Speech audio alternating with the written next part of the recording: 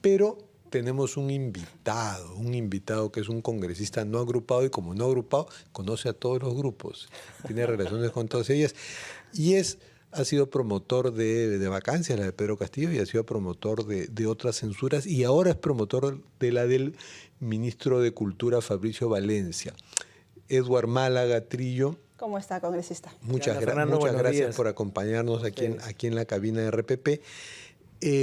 ¿Cómo usted, que ha estado hablando con todos los grupos para juntar las firmas contra el ministro Valencia de Cultura, cómo ha visto lo de Santibáñez? Si es que no hubiera renunciado y se hubiera producido la sesión para votar por su censura el viernes, ¿cómo estaban los dados? ¿Cómo estaban las cartas contra él?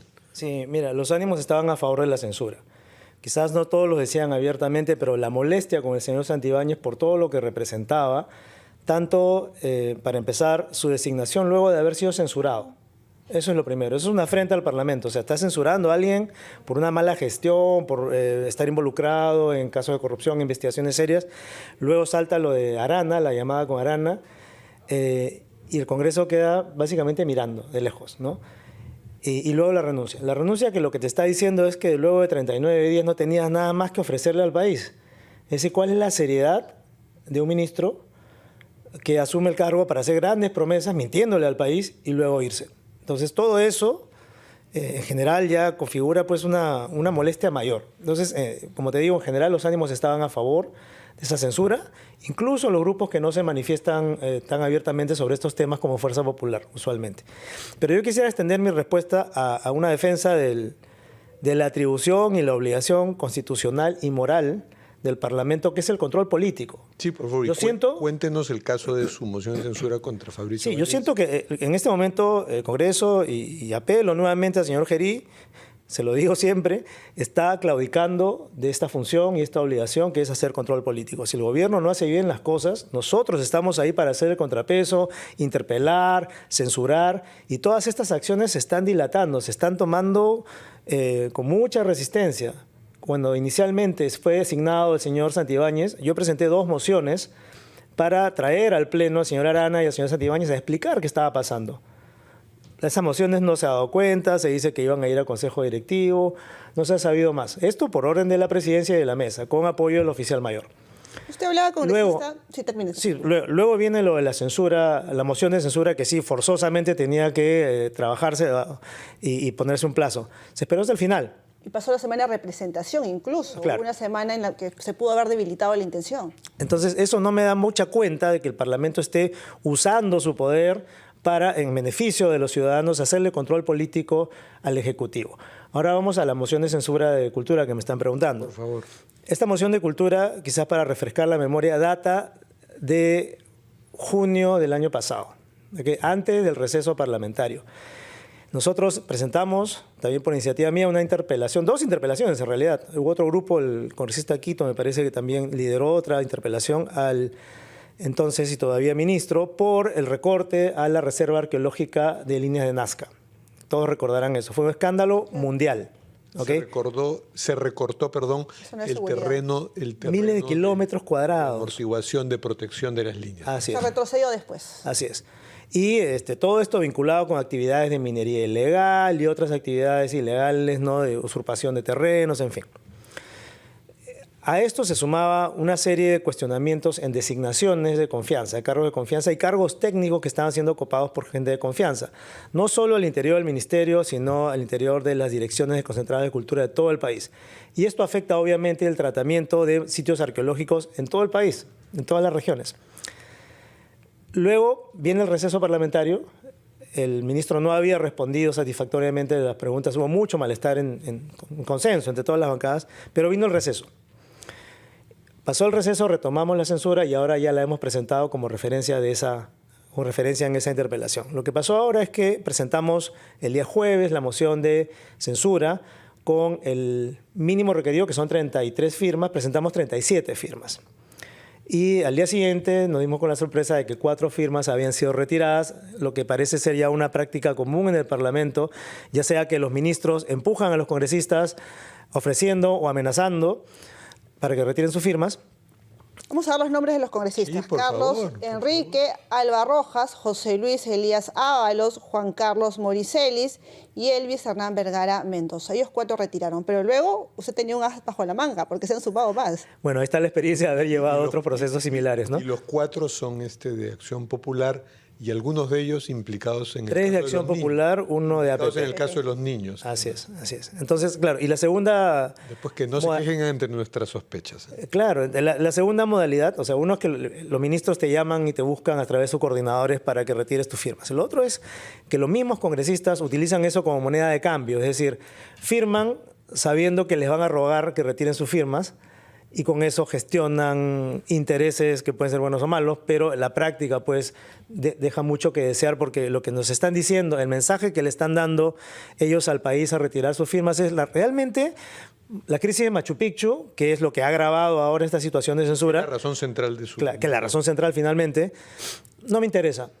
No me interesa la imagen del Perú, no me interesa que perdamos categoría, no nos interesa que los turistas dejen de medir, que la economía de Cusco se vea afectada, la actividad turística y sobre todo el cuidado y conservación de los sitios arqueológicos, con todo lo que ha significado el bloqueo de vías en Cusco, el problema con los buses, la venta de boletos presencial, temas que no se solucionan y que requieren el liderazgo que un ministro de Cultura actual no está mostrando. Eso es en resumidas cuentas. Le voy a pedir, congresista, que conteste esta pregunta luego de la pausa. Usted hablaba de la seriedad en el Parlamento y del otro lado del gobierno, pero también en el Parlamento denota muchas señales de poca seriedad. Los plenos se levantan con aforos mínimos cada jueves o miércoles. Y cuando son semipresenciales, la verdad es que yo he llegado a contar hasta 25 congresistas presentes en la sala en determinados minutos. A esto se suma estos retiros de mociones presentadas, de firmas, de congresistas que van y vienen sobre sus decisiones. Le voy a pedir su opinión, pero tras la pausa. Anunciantes y regresamos. Los acompañábamos. Le consultábamos al congresista Eduard Málaga, quien promueve una moción de censura en contra del ministro de Cultura, Fabricio Valencia, sobre la seriedad que existe o no en el Parlamento, con plenos que se inician con poco quórum, con poca cantidad de congresistas en el hemiciclo, con conductas bastante reprochables de parlamentarios, como ha sido el caso de la congresista Kira Alcaraz, que hace un par de días amenazó con estampar contra la pared a una periodista por un cuestionamiento que se hizo, y otros casos que se van a conocer a diario. Congresista, ¿esto es un reflejo de la figura parlamentaria? Yo creo que es un reflejo de la clase de personas que estamos eligiendo para el Congreso. Es decir, la democracia y el Congreso van a funcionar bien en la medida que el criterio de los electores lleve buenas personas a la institución. Estamos demonizando las instituciones y eso es muy peligroso, en vez de cuestionar a las personas y a sus valores.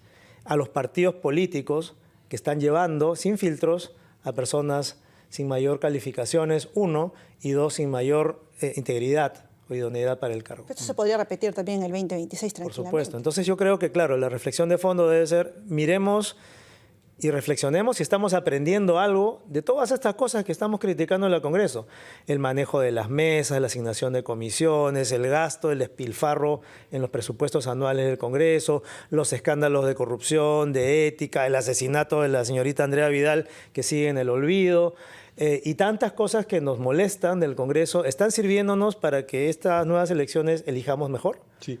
Y muchas de esas cosas son atribuidas a las anteriores gestiones cuyas mesas directivas estuvieron presididas por militantes de Alianza para el Progreso, el partido de César Acuña, estuvo Eduardo Salguán, antes estuvo Alejandro Soto.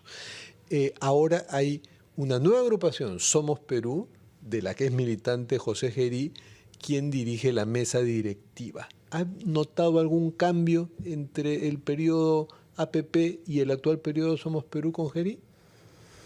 Mayormente no. Yo creo que la dinámica es básicamente la misma. Es de mantener las alianzas, los tratos, los acuerdos entre bancadas y con el gobierno, ¿no? Pero a mí lo que me preocupa, como les digo, es la tibieza del Parlamento en hacer control político. Eso es para mí clave y no lo estamos viendo. Entonces, no están habiendo mayores cambios en la estructura y el funcionamiento del Parlamento y no se está proyectando eso hacia afuera. Se ha hablado de una mayor transparencia, de un mayor acceso a la prensa, de acercarlo a la ciudadanía, pero las reformas reales no ocurren. Es decir, por ejemplo, el reparto de oficinas administrativas importantísimas para el funcionamiento del Congreso entre los miembros de la mesa directiva sigue tal cual. Cada cual termina contratando entre 30 y 40 personas adicionales a las que ya tiene. Sí, mayor criterio, porque eso está fuera de los estatutos del Parlamento de contratación. Entonces, hay cosas que son cuestionadas finalmente y esto tarde o temprano termina siendo titulares. Fulano contrató a Mengano, ¿no? Lo que ha pasado con la congresista Kira Alcaraz es otra demostración. Todas estas cosas no están siendo transformadas para bien. Sí, tampoco el manejo de la mesa, tampoco el manejo de los plenos. ¿Está de acuerdo con esta posición de algunos congresistas que le esgrimen con sentido, ¿no? Que no se permita tanto saltimbanqui, quiere decir que se pongan ciertos límites al hecho de que un congresista pueda formar otra bancada, si es que se sale de su grupo junto con otros 3 o 4. Esa discusión en la Comisión de Constitución fue muy interesante, porque por un lado tenías la postura de que, oye, tú no le puedes cercenar la libertad de conciencia a los congresistas que por razones justificadas puedan salirse una o más veces de un grupo político. No son tantas veces. De un grupo político que, al juzgar por lo que pasa hoy, los grupos políticos y los partidos están muy cuestionados. En cualquier momento meten la pata o hacen algo muy cuestionable. Y la otra versión o la otra postura en la discusión era, no, por supuesto, tenemos que regular esto para que, como dice Diana, no ocurra tantas veces o no sea abusado. Mi posición particular vuelve a las personas, no a las instituciones. Si nos ponemos tan reglamentaristas, vamos a quitarle toda capacidad de maniobra a los parlamentarios porque no queremos que cometan esto, ni lo otro, ni lo otro, ni lo otro. Y el problema no es que la institución permita esas cosas, sino que estamos eligiendo personas que abusan de esos márgenes y en vez de usarlos para el bien, los usan para el mal. Yo creo que el problema no es sobre regular, el problema es elegir mejor. Si no, vas a tener parlamentarios que no son capaces de hacer nada porque están sobreregulados y maniatados. Pero a esos elegidos hay que ponerles algún límite. Y un límite puede ser... Puede ser eso de que se cambien una sola vez. Si se salen de una bancada, un grupo de 5 o 6 no formen otra. Sí, yo estoy de acuerdo con eso. Solo te pongo las dos posiciones. Perú Libre ahora se ha convertido en 3 o 4 bancadas. Claro. Incluso algunos cambian de ideología, ¿no? Aparentemente. Eso por supuesto que está mal. Si es que tenían una, eso por supuesto tener una. Claro, y también debo hacer el disclaimer que yo personalmente entré al Congreso sin bancada y nunca pude formar realmente una bancada asociada a un partido. Claro, hay que aclarar sin bancada porque fue el caso especial de que saltaron la valla por número de votos, pero no por número de cantidad de congresistas, entonces no podían tener bancada los invitados del Partido Entonces, bueno, yo hice el intento una vez y ahí me quedé. Fue a Avanza País y salió de Avanza País. Así es, y prefiero quedarme como no agrupado porque, bueno, finalmente creo que es importante que la ciudadanía entienda que un congresista está abocado a sus tareas y no a satisfacer... ¿Pero podría volver al Congreso? ¿Tiene ánimo de sí, por postular? Supuesto, siendo designado por otro grupo. Claro, la opción para mí es ir como invitado y a eso es a lo que apunto. Y si bien el Congreso no es el espacio más productivo, ¿no?, del Estado, yo considero que es un espacio muy importante en donde se deciden cosas muy importantes y no podemos dejarle esas decisiones a personas como que ya vemos que están tan cuestionadas. Entonces lo que creemos que tenemos por lo menos un mínimo de integridad, debemos hacer la pelea para que eso no ocurra. Ahora, congresista, presentada la moción de censura en contra del ministro de Cultura, Fabricio Valencia, ¿qué sigue? Es decir, ya se dio cuenta en el Pleno, ¿tendrían cuántos días para que se someta a votación, si es que hay disposición para que se haga? Claro, claro, la moción de censura no se da cuenta, la interpelación se da cuenta, la moción de censura se presenta y entre 4 y 10 días naturales, según reglamento, artículo 86, se tiene que debatir y votar. Esto significa que la próxima semana, en práctico, la próxima semana tiene que ponerse a votación. No es que dependa de la agenda de acuerdo a Junta de Portavoces.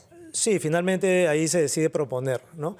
Entonces podría ser el miércoles o el jueves. En el caso de Santibáñez, por ejemplo, se eligió un día más. Sí, pues Curiosamente, ¿no? O sea, se pateó hasta el final, como para encontrarle una solución al pobre ministro. Pero debería ser miércoles o jueves. Pero es ineludible, o sea, es ineludible, tiene que tener una fecha. Última pregunta. Ahora también hay gente que dirá, bueno, pero ya pues se van a censurar este ministro y viene otro igual. Entonces, ¿cuál es el sentido de tanta fiscalización? Este con ahorita Málaga se la pasa tachando y finalmente van a poner otro igual. ¿Qué le responde a ese legítimo pensamiento de muchos? ¿Qué les respondo? Que me importa mi país y que como en cualquier entidad pública o privada, quien no hace bien su trabajo debe irse. Venga quien venga. y nuestro trabajo es exigirle al Ejecutivo que ponga a alguien mejor, que solucione los problemas. Eso es parte de la lógica del control político del Parlamento. Estamos obligados a ello, es nuestra función y no debemos claudicar en ello. El otro punto es que preguntarse si va a venir alguien peor no es motivo para dejar de hacer este control. A mí me parece que es mediocridad, es conformarse con poco, y en un lugar como este, en el Congreso, donde decidimos quién va a llevar las carteras, especialmente una de cultura que es tan representativa para nuestro país, es realmente darle la espalda al país. No podemos dejar que la crisis de Machu Picchu siga escalando, no podemos dejar que se siga atentando contra el patrimonio arqueológico como la Reserva de Líneas de Nazca y muchos otros más, en La Libertad, en Amazonas, en San Martín, en fin, nuestro país está lleno de maravillas que deben ser cuidadas y priorizadas. Bueno, muchísimas gracias, congresista Edward Málaga. Y Diana, siendo las 8:28, nos vamos a una pausa donde vamos a oír mensajes de los estudiantes y titulares y volvemos con más en Ampliación de Noticias de los Sábados.